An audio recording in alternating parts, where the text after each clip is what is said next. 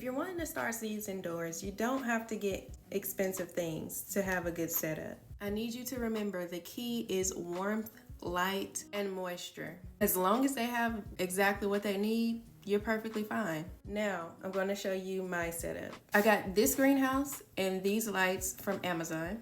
Both of them are linked in my Amazon storefront. If you have listened to any of my previous videos, when I talk about grow lights, I've always repeated, I don't get anything that says grow light. The word grow light makes that price jump up at least 3 times higher. As long as you have something like a shop light with the right light requirements, which I'll put right here, you're going to be perfectly fine.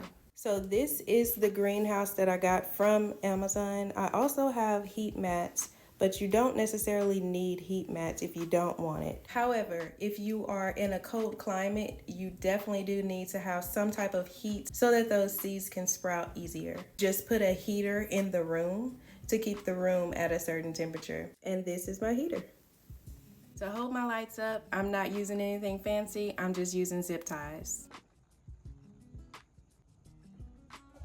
And last, you're going to want to make sure that you have some kind of fan. So the reason you need a fan is because it mimics the wind outside. Wind helps the stems of the plant so that it doesn't become weak. Remember, we're trying to mimic the environment outside. We don't want to set our seedlings up for failure. So when they go outside, they're going to be able to easily acclimate to that weather, right?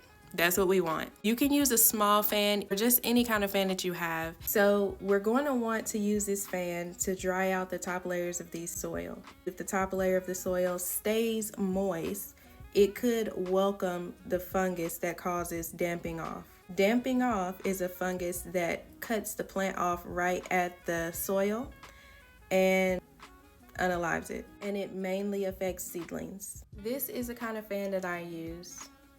The key things to starting seeds: make sure that the seed itself is warm enough, moist enough.